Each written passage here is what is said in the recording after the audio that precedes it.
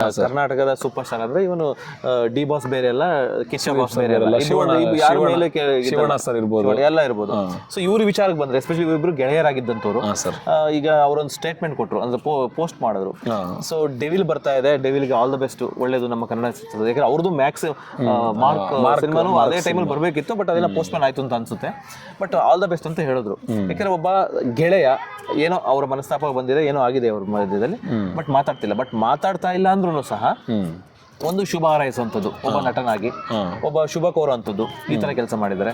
But ಇವರಿಂದ ಶುಭ ಹಾರೈಸ್ಕೊಂಡಿದ್ದಂಥವ್ರು ಎಷ್ಟೋ ನಟರು ಈ ಕೆಲಸ ಮಾಡ್ಬೇಕಾಯ್ತು ಅಂತ ಅನ್ಸ್ತಿಲ್ವಾ ನಿಮ್ಗೆ ಸರ್? ಇವಾಗ ಅದಕ್ಕೆ ಹೇಳೋದು ಸರ್, ಆ ವ್ಯಕ್ತಿ ದೊಡ್ಡ ವ್ಯಕ್ತಿ ಏನಕ್ಕಾಗಿದ್ದಾರೆ ಸುದೀಪ್ ಸರ್ ಅಂದ್ರೆ, ಇವಾಗ ಅವ್ರನ್ನ ಒಬ್ರು ಕನ್ನಡ ಇಂಡಸ್ಟ್ರಿ ಸೂಪರ್ ಸ್ಟಾರ್ ಏನಕ್ಕಾಗಿದ್ದಾರೆ ಅಂದ್ರೆ, ಸೊ ಅಂತ ಗುಣಗಳಿರ್ಬೋದು, ಅಂತ ಬುದ್ಧಿಗಳಿರ್ಬೋದು, ಅಥವಾ ಅವ್ರ ನಡವಳಿಕೆ ಇರ್ಬೋದು, ಪ್ರತಿಯೊಂದು ಇಂಪಾರ್ಟೆಂಟ್ ಆಗುತ್ತೆ. ನಾವು ಯಾವತ್ತೂ ಸರ್ ಇಷ್ಟೆಲ್ಲ ಮಧ್ಯದಲ್ಲಿ ಅವ್ರು ಮಾತಾಡ್ತಾ ಇರಲಿಲ್ಲ, ಮತ್ತು ಫ್ಯಾನ್ಗಳು ವಾರ್ ನಡೀತಾ ಇದೆ ಅಂತೆಲ್ಲ ಟಾಕ್ಸ್ಗಳು ಬಂದ್ರು, ಎಲ್ಲೇ ಹೋದ್ರೂ ಇವಾಗ ಸುದೀಪ್ ಸರ್ ಬರ್ಡೇ ಆಯಿತು ಸರ್, ಈ ವರ್ಷ ಬರ್ಡೇ ಆದಾಗ ಸುದೀಪ್ ಸರ್ ಹತ್ರ ಫೋಟೋ ಹೋಗುತ್ತೆ, ದರ್ಶನ್ ಸರ್ ಮತ್ತು ಸುದೀಪ್ ಸರ್ ಒಟ್ಟಿಗೆ ಇರೋದು. ಫ್ಯಾನ್ಸ್ಗಳು ಆಚೆ ಕೇಳ್ತಾರೆ ಏನಂತ, ನಾವೆಲ್ಲ ಒಂದಾಗಬೇಕು. ಅವಾಗ ಸುದೀಪ್ ಸರ್ ಹತ್ರ ಹೋಗ್ಬಿಟ್ಟು ಅದೇ ಕ್ವಶನ್ ಕೇಳ್ತಾರೆ, ಯಾವುದೋ ಒಂದು ಇಂಟರ್ವ್ಯೂಲ್ ಕೂತಿದ್ದಾಗ ಅದೇ ಕ್ವಶನ್ ಫ್ಯಾನ್ಸ್ಗಳು ಹಿಂಗೆಲ್ಲ ಅಂತ ಇದ್ದಾರೆ ಅಂದಾಗ ಅವರು ಅದನ್ನು ಬೇರೆ ಅರ್ಥವಾಗೋ ಥರ ಹೇಳ್ತಾರೆ. ನಾವಿಬ್ರು ಸೂರ್ಯ ಚಂದ್ರ ಇದ್ದಂಗೆ. ಅವರು ಅಟ್ ಪ್ರೆಸೆಂಟ್ ಹೇಳಿರೋದು ಎಷ್ಟು ಚೆನ್ನಾಗಿದೆ ಅಂತಂದ್ರೆ, ಸರ್ ಸೂರ್ಯ ಚಂದ್ರನೇ ಗ್ರಹಣ ಅನ್ನೋದು ಬಂದಾಗ ಮಾತ್ರ ಒಂದಾಗ್ತಾರೆ ಅನ್ನೋದು ಹೇಳಿದ್ದಾರೆ. ಬಟ್ ಆ ಒಂದು ಟೈಮ್ ಬರಬೇಕು, ಗ್ರಹಣಕ್ಕೆ ವೆಯ್ಟ್ ಮಾಡಬೇಕು.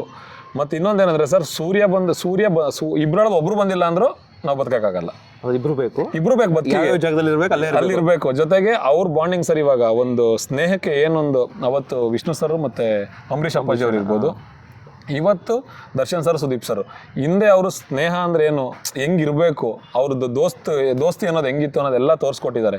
ಬಟ್ ಕೆಲವು ಟೈಮಲ್ಲಿ ಸರ್ ಏನಾಗುತ್ತೆ, ತಾಯಿ ಮಗನಿಗೆ ಕೆಲವು ಟೈಮಲ್ಲಿ ಜಗಳ ಆದಾಗ ಕೆಲವೊಂದು ಆ ಟೈಮ್ ಬರಲೇಬೇಕು. ಇವಾಗ ಜಸ್ಟ್ ನಾವು ಎದುರುಗಡೆ ಕೂತ್ಕೊಂಡು ಒಂದು ಮಾತು ಅಂದ ತಕ್ಷಣ 10 ನಿಮಿಷ ನಾವು ಮುಖ ಆ ಕಡೆ ತಿರುಗಿಸ್ಕೊಂಡು ಮತ್ತೆ ಈ ಕಡೆ ತಿರುಗಿ ಮಾತಾಡಬೇಕು ಅಂದರೆ ಎಷ್ಟು ಸೆಕೆಂಡ್ಗಳು ಬೇಕು. ಇನ್ನು ಅವರಿಬ್ಬರು ಇವಾಗ ಇಬ್ರು ಒಂದು ಲೆಜೆಂಡ್ರಿ ಆರ್ಟಿಸ್ಟ್ಗಳು, ಮತ್ತು ಕರ್ನಾಟಕಕ್ಕೆ ತುಂಬ ಬೇಕಾಗಿರೋ ಅಂಥವ್ರು. ಅವರಿಬ್ಬರದ್ದು ಒಂದು ಮನಸ್ತಾಪಗಳು ಏನೋ ಇರುತ್ತೆ, ಅದನ್ನೆಲ್ಲ ಅವ್ರು ಸರಿ ಮಾಡ್ಕೊಂಡು ಸರಿ ಹೋಗ್ತಾರೆ. ಅದು ನಮಗೆ ಬೇಡದಿರೋ ವಿಚಾರ, ಯಾಕಂದ್ರೆ ಅವ್ರ ಪರ್ಸನಲ್ ಏನೋ ಇರುತ್ತೆ. ಸೊ ಅದನ್ನ ಮರ್ತು ಸರ್, ಫ್ರೆಂಡ್ಶಿಪ್ ಅಂತ ಹೇಳ್ಬೇಕು ಅಂತಂದ್ರೆ ಅದೇ ಸರ್, ತುಂಬಿದ ಕೂಡ ತುಳ್ಕಲ್ಲ, ದೊಡ್ಡವರು ಆ ದೊಡ್ಡತನ ಅನ್ನೋದನ್ನ ಅವರು ತೋರಿಸಿದ್ದಾರೆ. ಈ ಮಧ್ಯದಲ್ಲಿ ಬಳಸ್ಕೊಂಡು ಬೇಳೆ ಬೇಯಿಸ್ಕೊಂಡು ಚಿಕ್ಕವರು ಚಿಕ್ಕತನ ತೋರಿಸಿದ್ದಾರೆ. ಇದ್ರಲ್ಲಿ ನಮ್ಗೆ ಅರ್ಥ ಆಗಿರೋದೇನಂದ್ರೆ, ಹೌದಪ್ಪ ಅದಕ್ಕೆ ಅವ್ರು ದೊಡ್ಡವರಾಗಿರೋದು. ಬಟ್ ಯಾಕೆ ಅಂತಂದ್ರೆ ಅಟ್ಲೀಸ್ಟ್ ಒಂದು ಪೋಸ್ಟ್ ಹಾಕ್ಬೋದಿತ್ತು, ಅವರಿಂದ ಯಾರೆಲ್ಲ ಸಹಾಯ ಪಡ್ಕೊಂಡ್ರು.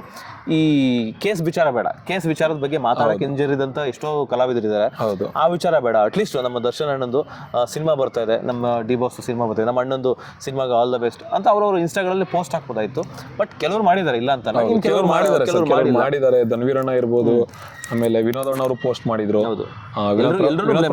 ಪೋಸ್ಟ್ ಮಾಡಿದ್ರು, ಅವ್ರನ್ನೆಲ್ಲ ಬ್ಲೇಮ್ ಮಾಡಿ. ಆಮೇಲೆ ಇವರು ರಚಿತಾ ಮೇಡಮ್ ಹೇಳಿದ್ರು, ವಿನೋದ್ ರಾಜ್ ಅವರು ತುಂಬಾ ಸೆಲೆಬ್ರೇಟ್ ಮಾಡ್ತಾ ಇದ್ದಾರೆ. ನಾವು ಹೋಗಿದ್ವಿ ವಿನೋದ್ ರಾಜ್ ಕುಮಾರ್ ಸರ್ ಹತ್ರ, ಯಾವುದೇ ರೀತಿ ಸಹಾಯನೂ ಪಡೆದಿಲ್ಲ ಅವರು, ಆದ್ರೂ ಒಂದು ಅಭಿಮಾನ ಅವ್ರಿಗೆ ಇರೋಂತ ಒಂದು ಬಾಂಡಿಂಗ್, ಅದು ಅವರು ಸಮೇತ ಹೇಳ್ತಿದ್ದಾರೆ.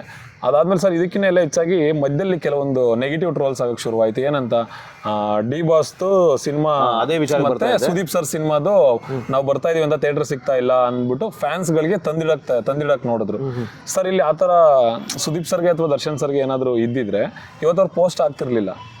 ಅವ್ರ ಇಂಟೆನ್ಷನ್ ಏನು, ಸುದೀಪ್ ಸರ್ ಇಂಟೆನ್ಷನ್ ಒಂದು ಒಳ್ಳೆ ಇಂಟೆನ್ಷನ್ಸ್ ಇದೆ. ಏನಂದ್ರೆ 25th ಇನ್ನ ಇಬ್ರು ಲೆಜೆಂಡರಿ ಆರ್ಟಿಸ್ಟ್ಗಳ ಸಿನಿಮಾ ಇದೆ. ಪ್ರೆಸೆಂಟು ದರ್ಶನ್ ಸರ್ ಸಿಚುವೇಶನ್ ಸರಿ ಇಲ್ಲ. ಅವ್ರ ಫ್ಯಾನ್ಸ್ಗಳು ಇವಾಗ ಸರ್ ಥಿಯೇಟ್ರ್ಗಳು ಕಿತ್ತಾಟ ಮಾಡ್ಕೊಂಡು ಸಿನಿಮಾ ಗೆಲ್ಸ್ಕೊಳ್ಳೋದಕ್ಕಿಂತ ನಮ್ಮವ್ರೆ ತಾನೆ ಬರೋಣ ಸರ್. ಬೇರೆಯವ್ರು ಇವಾಗ ತೆಲುಗು ತಮಿಳವ್ರು ಬರ್ತಾರ, ಎದುರುಗಡೆ ನಿಂತ್ಕೊಳ್ಳೋಣ. ನಮ್ಮ ಕರ್ನಾಟಕದಲ್ಲಿ ಅವ್ರಿಗೊಂದು ಫ್ಯಾನ್ ಬೇಸ್ ಇದೆ. ಹೊಸಬ್ರಲ್ಲ ಸರ್, ಅವರು ಹಳಬ್ರು ಲೆಜೆಂಡ್ರಿ ಆರ್ಟಿಸ್ಟ್ಗಳಾಗಿರೋದ್ರಿಂದ ಅವ್ರಿಗೊಂದು ಫ್ಯಾನ್ ಬೇಸ್ ಇದೆ. ಎಂಥ ಸೂಪರ್ ಸ್ಟಾರ್ ಬೇರೆ ಕಡೆಯಿಂದ ಬಂದಿಲ್ಲಿ ಸಿನಿಮಾ ಹಾಕಿದ್ರು ದರ್ಶನ್ ಸರ್, ಶಿವಣ್ಣ ಸರ್, ಮತ್ತೆ ಸುದೀಪ್ ಸರ್, ಯಶ್ ಸರ್ದು ಒಂದು ಹಾವಳಿ ಇದ್ದೇ ಇರುತ್ತೆ. ಸೊ ಆ ಥರ ಇದ್ದಾಗ ಅವರು ನಮ್ಮವ್ರ ಹತ್ರ ಕಿತ್ತಾಡಿದ್ರೆ ಅದು ಚೆನ್ನಾಗಿರಲ್ಲ ಸರ್. ಒಂದು ಕಾಸ್ ಇದೆ. ಜೊತೆಗೆ ಇವಾಗ ಎಲ್ಲ ಬೇರೆ ಕಡೆ ಕೆಲವೊಂದು ಟ್ರೋಲ್ ಮಾಡ್ತಾ ಇದ್ರು ಸರ್. ಯಾವುದೇ ಕಾರಣಕ್ಕೂ ಅಪ್ಪಟ ಅಭಿಮಾನಿಗಳೇನಿದ್ದಾರೆ ಅವ್ರು ಯಾರೂ ದರ್ಶನ್ ಸರ್ ಬಗ್ಗೆ ಸುದೀಪ್ ಸರ್ ಬಗ್ಗೆ ಟ್ರೋಲ್ ಮಾಡಲ್ಲ ಸರ್. ಕೆಲವೊಂದು ಚಿಕ್ಕಪುಟ್ಟ ಸ್ಟಾರ್ ವಾರು ಅದು ಇದು ನಂಬಾಸ್ ಹಿಂಗೇನ ಈ ಥರ ವಾರ್ ನಡಿಬೋದು ಹೊರತು ಇದ್ಬಿಟ್ಟು ಈ ಟೈಮಲ್ಲೆಲ್ಲ ನಾವು ಸುದೀಪ್ ಸರ್ನ ದ್ವೇಷ ಮಾಡಿಕೊಂಡು ಅಥವಾ ಶಿವಣ್ಣ ಅವ್ರನ್ನ ದ್ವೇಷ ಮಾಡ್ಕೊಂಡು ಆ ಥರದ್ದು ಯಾರೂ ಮಾಡಲ್ಲ ಸರ್. ನಮಗೆ ಕಲಾವಿದ್ರ ಮೇಲೆ ಗೌರವ ಇದೆ. ನಮ್ಗೆ ಗೊತ್ತು, ಇವಾಗ ದರ್ಶನ್ ಸರ್ ನಾವು ತಾಯಿ ಥರ ನೋಡ್ತೀವಿ, ಬಟ್ ಅವರು ಒಬ್ರು ಕಲಾವಿದ್ರೇನೆ, ಅವ್ರಿಗೂ ಎಷ್ಟು ಪ್ರೀತಿ ಕೊಡಬೇಕು.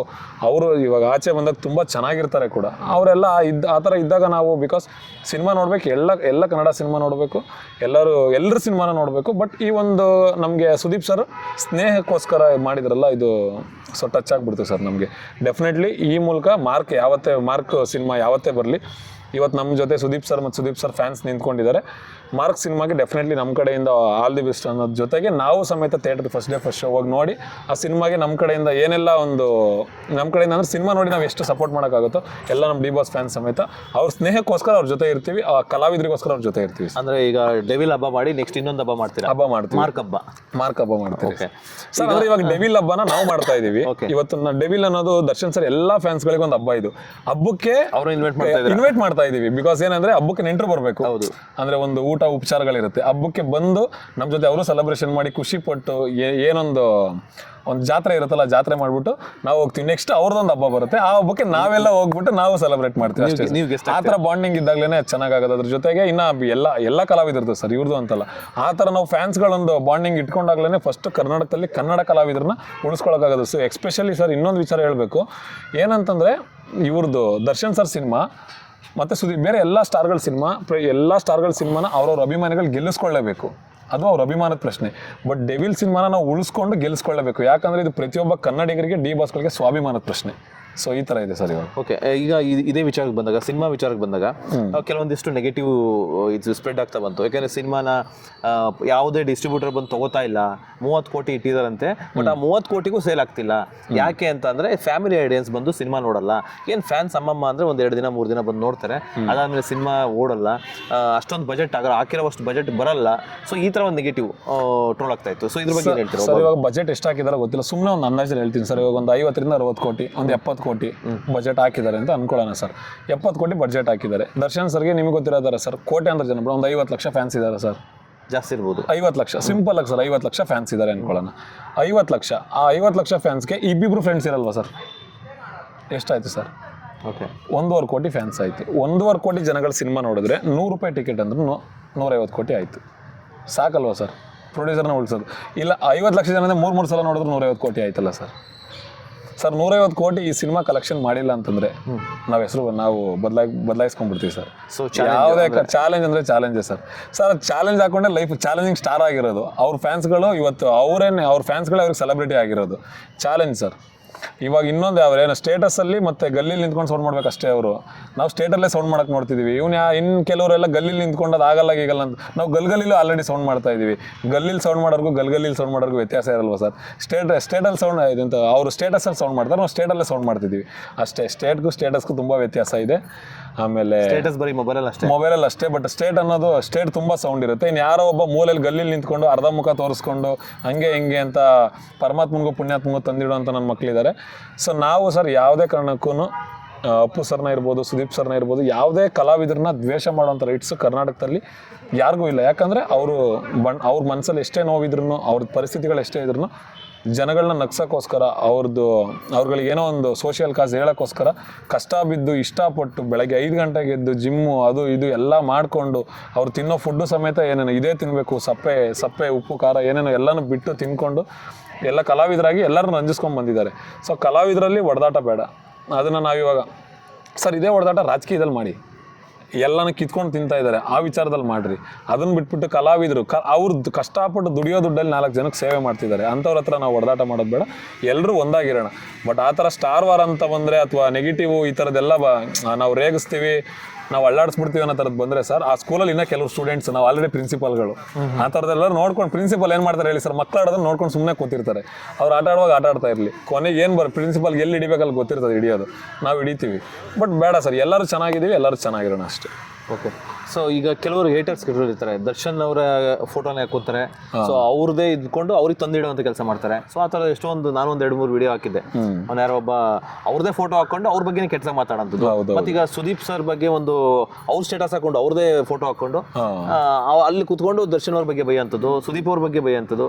ಸೊ ಈ ಥರ ಒಂದು ಕ್ರಿಯೇಟ್ ಮಾಡಿ ಫ್ಯಾನ್ಸ್ಗಳ ಮಧ್ಯೆ ಒಂದು ಇದು ಗೊಂದಲನ ಸೃಷ್ಟಿ ಮಾಡ್ತಾರೆ. ಸೊ ಅಂಥವ್ರಿಗೆಲ್ಲ ಏನು ಹೇಳಕ್ಕೆ ಬರ್ತಾರೆ ನೀವು ಒಬ್ಬ ಅಭಿಮಾನಿಯಾಗಿ? ಸರ್ ಇವಾಗ ನಾನು ಒಬ್ಬರು ದರ್ಶನ್ ಸರ್ ಫ್ಯಾನ್ ಆಗಿ ಇವಾಗ ನಮ್ಮ ದರ್ಶನ್ ಸರ್ ಫೋಟೋ ಇಟ್ಕೊಂಡೆ ಅಥವಾ ನಾನು ಒಬ್ಬ ಸುದೀಪ್ ಸರ್ನ ಇಷ್ಟಪಡೋನಾಗಿ, ಪುನೀತ್ ಸರ್ನ ಇಷ್ಟಪಡೋನಾಗಿ ಅವ್ರವ್ರ ಫೋಟೋ ಇಟ್ಕೊಂಡೆ ಆ ಥರ ಮಾಡ್ತಾರೆ ಅಂದರೆ ಸರ್ ನಾವಿವಾಗ ಏನಾದರೂ ಇಂಡೈರೆಕ್ಟಾಗಿ ಬೈದ್ಬಿಟ್ರೆ, ನಾರ್ಮಲಾಗಿ ಹೇಳಬೇಕು ಅಂದರೆ ಅವರು ಒಬ್ಬಪ್ಪನ ಬಿಡ್ತಾರೆ ಆ ಥರ ಕೆಲಸ ಮಾಡಲ್ಲ. ಬಟ್ ನಾವು ಈ ಥರ ಬೈದಾಗ ಅವ್ರ ತಾಯಿಗೆ ಬೈದಂಗೆ ಆಗುತ್ತೆ. ಅವ್ರ ಅಪ್ಪ ಅಮ್ಮನಿಗೆ ಏನೂ ಗೊತ್ತಿರಲ್ಲ ಈ ಮಿಂಟ್ರಿ ಆಟಗಳು, ಈ ಥರ ಥರ್ಡ್ ಕ್ಲಾಸ್ ಕೆಲಸಗಳು ಮಾಡ್ತಾರೆ ಅಂದ್ಬಿಟ್ಟು. ಸೊ ಏನಾಗುತ್ತೆ ಅಂದರೆ ಇವರು ರೂಮ್ ಒಳಗಡೆ ಬಾಕ್ಲಾಕೊಂಡು ಮಾಡೋ ಕೆಲಸ ಆಚೆ ಜನಗಳಿಗೆ ಗೊತ್ತಿರಲ್ಲ. ಆದ್ರೂ ಅಟ್ಲೀಸ್ಟ್ ಅವ್ರಿಗೊಂದು ಮನುಷ್ಯತ್ವ ಇದ್ದವರು, ಮಾನವೀಯತೆ ಇದ್ದವರು, ಅಟ್ಲೀಸ್ಟ್ ನಾವು ಹುಟ್ಟಿರೋದು ನಾನೊಬ್ಬ ಮನುಷ್ಯ ಅನ್ನೋ ಅಂತ ಒಂದು ಕಾಮನ್ ಸೆನ್ಸ್ ಇದ್ದಂಥ ಬೋಳಿ ಮಕ್ಕಳು ಈ ಕೆಲಸಗಳು ಮಾಡಲ್ಲ. ಅದರಲ್ಲೂ ಮಾಡ್ತಾ ಇದ್ದಾರೆ. ಇನ್ನೊಬ್ಬ ಯಾರೋ ಒಬ್ಬ ಅರ್ಧ ಮುಖ ತೋರಿಸ್ಕೊಂಡು ನಾನು ಅಪ್ಪು ಸರ್ ಫ್ಯಾನು ಅಂತ ಒಂದು ವಿಡಿಯೋ ಮಾಡ್ತಾ ಇದ್ದಾನೆ. ಅವನು ನಮ್ಮ ಹುಡುಗರುಗಳಿಗೆಲ್ಲ, ನಮ್ಮ ಎಷ್ಟೋ ಜನ ಇವಾಗ ಯಾರಾದರೂ ದರ್ಶನ್ ಸರ್ ಬಗ್ಗೆ ಮಾತಾಡಿದ್ರೆ ಅವ್ರಿಗೆಲ್ಲರಿಗೂ ಟ್ರೋಲ್ ಮಾಡ್ತಾನೆ. ಸರ್ ಒಂದು ಚಾಲೆಂಜು, ದರ್ಶನ್ ಸರ್ ಫ್ಯಾನ್ಸ್ ಆಗಲಿ, ಅಪ್ಪು ಸರ್ ಫ್ಯಾನ್, ಯಾವುದೇ ಸೂಪರ್ ಸ್ಟಾರ್ಗಳ ಫ್ಯಾನ್ಸ್ ಆಗಲಿ ಆ ಥರ ಮಾಡಲ್ಲ. ಆ ಥರ ಮಾಡೋ ಅಂಥ ಥರ್ಡ್ ಕ್ಲಾಸ್ ನನ್ನ ಮಕ್ಕಳು ಎದುರುಗಡೆ ಬಂದು ಮಾತಾಡಬೇಕು, ಏನಕ್ಕೆ ಹಿಂಗೆ ಮಾಡ್ತಿದ್ದೀನಿ ಅಂತ. ಆ ಥರ ಎದುರುಗಡೆ ಬರೋಕ್ಕೂ ಅವ್ರಿಗೆಲ್ಲ ಮೀಟಿಲ್ಲ, ಮನೇಲಿ ಕೂತ್ಕೊಂಡು ಮೂಲೆಯಲ್ಲಿ ಆಟ ಆಡೋದಲ್ಲ. ಅದರಿಂದ ಏನೋ ಅವ್ರಿಗೆ ಕಾಸು ಸರ್ ಗೊತ್ತು. ಇವಾಗ ಅಪ್ಪು ಸರ್ ಫ್ಯಾನ್ಸೇ ಅವ್ನಿಗೆ ಎದುರುಗಡೆ ಹೋದರೆ ತಲೆ ಮೇಲೆ ಹೊಡೆದ್ಬಿಟ್ಟು ಕಳಿಸ್ತಾರೆ. ಸೊ ಆ ಥರ ಇದ್ದಾಗ ಸುಮ್ಮನೆ ಸರ್ ಇವಾಗ ಆ ವ್ಯಕ್ತಿ ಹೆಸರನ್ನ ಮಾಡಿರಿ, ಏನಕ್ಕೆ ಮಾಡಿರಿ, ಅಪ್ಪು ಸರ್ ಹೆಸರನ್ನ ಒಂದು ಒಳ್ಳೆ ಸಿನಿಮಾಗೆ ಅಥವಾ ಒಂದು ಒಳ್ಳೆ ಕಾರ್ಯಕ್ಕೆ 4 ಜನಕ್ಕೆ ಒಳ್ಳೇದು ಮಾಡಿದ್ದಾರೆ, 4 ಜನಕ್ಕೆ ಒಳ್ಳೇದು ಮಾಡಿದ ಕಡೆ ಆ ಅಪ್ಪನ ಫೋಟೋ ಕರ್ನಾಟಕದಲ್ಲಿ 99% ಜನಗಳ ಮನೇಲಿದೆ, ಮನಸ್ಸಲ್ಲಿದೆ. ಅದನ್ನ ನೀವು ಸುಮ್ಮನೆ ನೆಗೆಟಿವ್ ಆಗಿ ಹೇಳಿ ಅಪ್ಪು ಸರ್ ಹೆಸರು ಹೇಳ್ಕೊಂಡು, ಕಟ್ ಮಾಡಿದ್ರೆ ಧ್ರುವಣ್ಣನ ಹೆಸರು ಹೇಳ್ತಾನೆ, ಕಟ್ ಮಾಡಿದ್ರೆ ಇನ್ನೊಂದು ಕಡೆ ಶ್ರೀಮುರಳಿ ಅವ್ರ ಹೆಸರು ಹೇಳ್ತಾನೆ, ಇನ್ನೊಂದು ಕಡೆ ನಮ್ಮ ಕಿಚ್ಚ ಬಾಸ್ ಆಪೋಸಿಟ್ ಬಾ ಅಂತಾನೆ. ಇವನು ಯಾರ ಕಡೆ ಇವನು? ನಮ್ಮ ಡಿ ಬಾಸ್ ಫ್ಯಾನ್ಸ್ ಹೆಂಗಿದೀವಿ ಅಂದರೆ ಸರ್, 6 ಕೊಟ್ಟರೆ 10 ಕಡೆ, 3 ಕೊಟ್ಟರೆ ಸೊಸೆ ಕಡೆ ಅನ್ನೋ ಕಾಲ ಹೋಯ್ತು ಸರ್. ಜೀವ ಇರೋರ್ಗೂ ಒಂದೇ ಕಡೆ ಡಿ ಬಾಸ್ ಕಡೆ, ಹಂಗೆ ಇರಬೇಕು. ಹಂಗಿದ್ರೇ ಅದು ಚಂದ. ಇವಾಗ ನಾವು ಡಿ ಬಾಸ್ ಕಡೆ ಅಂದ್ಬಿಟ್ಟು ನಾವು ಬೇರೆಯವ್ರ ಸಿನಿಮಾ ನೋಡಲ್ಲ ಅಂತ ಯಾವತ್ತೂ ಹೇಳಿಲ್ಲ. ಅವರೇ ಹೇಳಿದ್ದಾರೆ ಕನ್ನಡ ಸಿನಿಮಾ ಬೆಳಿಬೇಕು, ಎಲ್ಲರದ್ದು ಸಿನಿಮಾ ನೋಡಿದ್ರೆ ಎಲ್ಲರೂ ಕಲಾವಿದರುಗಳು ಬೆಳೀತಾರೆ ಅಂದ್ಬಿಟ್ಟು. ಅಂಥದ್ರಲ್ಲಿ ಇವನು ಯಾರೋ ಒಬ್ಬ ಇಂಥವ್ನು ಮೂಲೆಯಲ್ಲಿ ನಿಂತ್ಕೊಂಡು ನಮಗೆ ಅಳ್ಳಾಡಿಸ್ತೀನಿ ಅಂದ್ರೆ ಆಗುತ್ತೆ ಸರ್? ಯಾವುದೇ ಕಾರಣಕ್ಕೂ ಚಾನ್ಸ್ ಇಲ್ಲ. ನಾನು ಹೇಳೋದು, ಇಂಥ ಥರ್ಡ್ ಕ್ಲಾಸ್ ನನ್ನ ಮಕ್ಕಳ ಮಾತುಗಳಿಗೆ ಕಿವಿ ಕೊಡಬೇಡಿ. ಫಸ್ಟು ಯಾರೂ ಅದಕ್ಕೆ ರಿಯಾಕ್ಟ್ ಆಗಬೇಡಿ, ಕಮೆಂಟ್ ಹಾಕ್ಬೇಡಿ. ಅವ್ರುಗಳು ಏನಕ್ಕೆ ಅಂದರೆ ನಾವು ಕಮೆಂಟ್ ಹಾಕಿ ರಿಯಾಕ್ಟ್ ಆದಾಗ ಅದನ್ನು ಜಾಸ್ತಿ ಮಾಡ್ತಾ ಹೋಗ್ತಾರೆ. ನಾವು ಅದನ್ನು ನೋಡೋದೇ ಬಿಟ್ಬಿಡ್ಬೇಕು. ಸೊ ದಯವಿಟ್ಟು ಆ ಥರದನ್ನು ಯಾವುದನ್ನು ಕಿವಿಗೆ ಹಾಕೊಳ್ದೆ ಡಿ ಬಾಸ್ ಫ್ಯಾನ್ಸು, ಒಂದು ಒಳ್ಳೆ ಸಿನಿಮಾ ಬರ್ತಾ ಇದೆ ಡೆವಿಲ್ ಅನ್ನೋದು, ಎಲ್ಲರೂ ಆ ಸಿನಿಮಾನ ಪ್ರಮೋಟ್ ಮಾಡೋಕ್ಕೆ, ಸಿನಿಮಾನ ಗೆಲ್ಸೋಕ್ಕೆ, ಆ ಸಿನಿಮಾಗೋಸ್ಕರ ಇರೋಣ. ಇವಾಗ ಸುದೀಪ್ ಸರ್ ಫ್ಯಾನ್ಸ್ಗಳ ಸಮೇತ ಮೊನ್ನೆ ಎಲ್ಲ ಟ್ವೀಟ್ ಮಾಡಿರೋದನ್ನ ಎತ್ಕೊಂಡು ನಾವು ಇದ್ದೀವಿ, ದರ್ಶನ್ ಸರ್ಗೋಸ್ಕರ ನಾವು ಇದ್ದೀವಿ, ಅವ್ರ ಸ್ನೇಹ ಮತ್ತೆ ಒಂದಾಗುತ್ತೆ ಅದು ಇದು ಅಂತ ಎಲ್ಲ ಕಡೆ ಪೋಸ್ಟ್ ಮಾಡ್ತಾ ಇದ್ದಾರೆ.